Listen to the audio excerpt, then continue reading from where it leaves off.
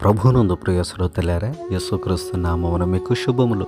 మన ఆత్మీయ మేలు కొరకు ఈ దిన వాక్యము 4వ కీర్తన మొదటి చరణములో నుండి, నా నీతికి ఆధారమగు దేవా, నేను మొరపెట్టినప్పుడు నాకు ఉత్తరమిమ్ము.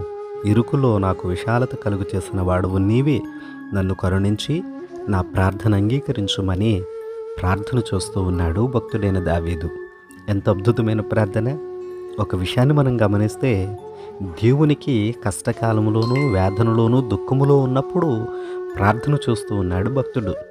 ఇక్కడ అంటాడు, ఇరుకులో నాకు విశాలత కలిగచేసిన వాడవు నీవే అని అన్నాడు. ఇరుకులో ఉండి ప్రార్థిస్తున్నాడు దేవునికి.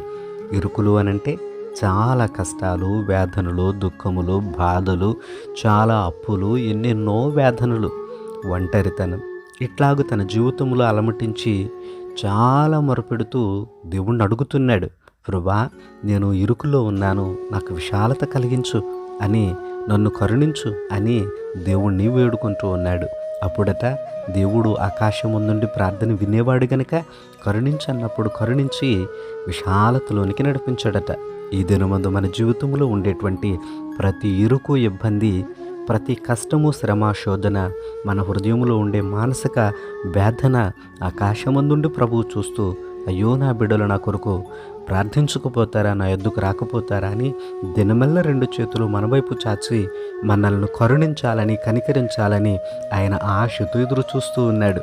ఈ ఉదయం ముందు ఈ వాక్యాన్ని వింటూ ఉన్నటువంటి నీ జీవితంలో దేవునికి చోటిచ్చి, దేవుణ్ణి బ్రతిమలాడి, నీ ఇరుకు, నీ ఇబ్బంది అంతా ప్రభువుకి తెలియచెప్పి, ప్రభు యొద్ద నుండి గొప్ప ఆశీర్వాదం పొంది విశాలతలోనికి నడిపించాలని మనస్ఫూర్తిగా నేను కోరుతూ ఉన్నాను.